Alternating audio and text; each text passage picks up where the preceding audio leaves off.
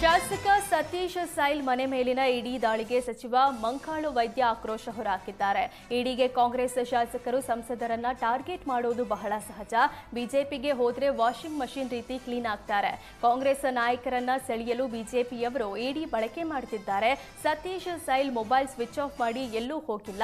ಇಡಿ ದಾಳಿಯನ್ನ Satish sail ಸಮರ್ಥವಾಗಿ ಎದುರಿಸುತ್ತಾರೆ. ಸತೀಶ್ ಸೈಲ್ಗೆ ಅವರದೇ ಆದ ಆರ್ಥಿಕ ಮೂಲಗಳಿವೆ. ಶಾಸಕರಾಗುವ ಮೊದಲೇ 150 ಕೋಟಿ ಆದಾಯ ತೆರಿಗೆ ಕಟ್ಟಿದ್ದಾರೆ ಅಂತ ಸಚಿವ ಮಂಕಾಳು ವೈದ್ಯ ತಿಳಿಸಿದ್ದಾರೆ.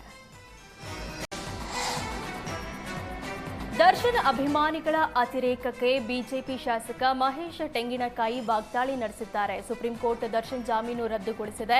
ನ್ಯಾಯಾಲಯ ಆದೇಶವನ್ನ ಸ್ವಾಗತಿಸುವುದು ನಮ್ಮ ಕರ್ತವ್ಯ. ಆದರೆ ಅಭಿಮಾನಿಗಳ ಅತಿರೇಕ ಸರಿಯಲ್ಲ. ಅತಿರೇಕದ ವಿಚಾರದಲ್ಲಿ ಎಲ್ಲರೂ ಒಂದು ಅರ್ಥ ಮಾಡಿಕೊಳ್ಬೇಕು. ಕಾನೂನಿಗಿಂತ ಯಾರೂ ದೊಡ್ಡವರಲ್ಲ. ನಟ ದರ್ಶನ್ ಅಭಿಮಾನಿಗಳನ್ನ ಹಿಡಿದಿಟ್ಟುಕೊಳ್ಬೇಕು ಅಂತ ಬಿಜೆಪಿ ಶಾಸಕ ಮಹೇಶ್ ಟೆಂಗಿನಕಾಯಿ ಕಿಡಿಕಾರಿದ್ದಾರೆ. ರೇಣುಕಾಸ್ವಾಮಿ ಕೊಲೆ ಆರೋಪಿ ದರ್ಶನ್ ಮತ್ತೆ ಜೈಲು ಪಾಲಾಗಿದ್ದಾರೆ. ಈ ಬಗ್ಗೆ ಮಾತನಾಡಿದ ನಟಿ ನಿರ್ಮಾಪಕಿ ಪ್ರಿಯಾ ಹಾಸನ್, ತಪ್ಪು ಮಾಡಿದ್ರೆ ಶಿಕ್ಷೆ ಅನುಭವಿಸಲೇಬೇಕು, ಉಪ್ಪು ತಿಂದ ಮೇಲೆ ನೀರು ಕುಡಿಲೇಬೇಕು ಅಂತ ಪರೋಕ್ಷವಾಗಿ ಅಸಮಾಧಾನ ವ್ಯಕ್ತಪಡಿಸಿದ್ರು. ಸಹವಾಸ ದೋಷದಿಂದ ಸನ್ಯಾಸಿ ಕೆಟ್ಟ ಅನ್ನೋ ಗಾದೆ ಮಾತಿನ ಹಾಗೆ ದರ್ಶನ್ ಆಗಿದ್ದಾರೆ.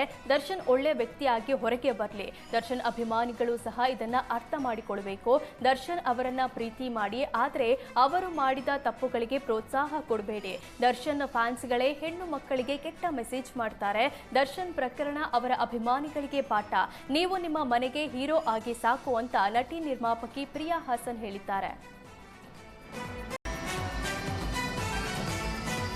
ಶಾಸಕ ಸತೀಶ್ ಸೈಲ್ ಮನೆ ಮೇಲಿನ ಇಡಿ ದಾಳಿಗೆ ಸಚಿವ ಮಂಕಾಳು ವೈದ್ಯ ಆಕ್ರೋಶ ಹೊರಹಾಕಿದ್ದಾರೆ.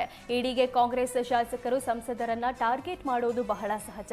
ಬಿಜೆಪಿಗೆ ಹೋದ್ರೆ ವಾಷಿಂಗ್ ಮಷಿನ್ ರೀತಿ ಕ್ಲೀನ್ ಆಗ್ತಾರೆ. ಕಾಂಗ್ರೆಸ್ ನಾಯಕರನ್ನ ಸೆಳೆಯಲು ಬಿಜೆಪಿಯವರು ಇಡಿ ಬಳಕೆ ಮಾಡುತ್ತಿದ್ದಾರೆ. Satish Sail mobile switch off ಮಾಡಿ ಎಲ್ಲೂ ಹೋಗಿಲ್ಲ. ಇಡಿ ದಾಳಿಯನ್ನ ಸತೀಶ್ ಸೈಲ್ ಸಮರ್ಥವಾಗಿ ಎದುರಿಸುತ್ತಾರೆ.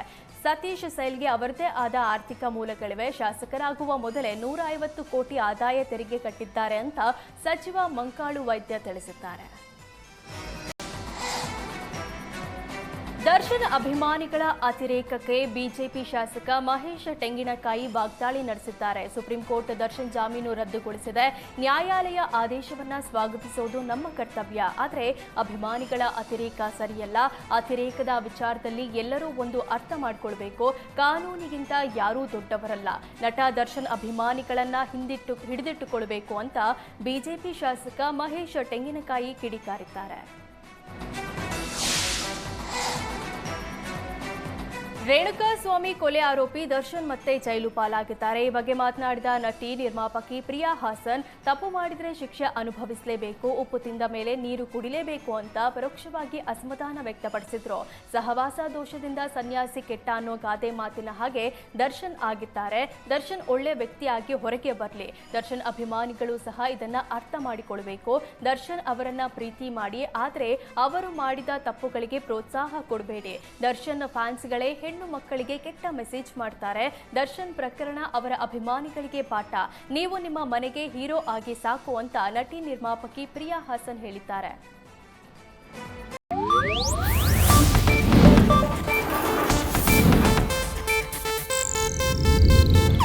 ಇದು ಏಷ್ಯಾನೆಟ್ ನ್ಯೂಸ್ ನೆಟ್ವರ್ಕ್ ಪ್ರಸ್ತುತಿ.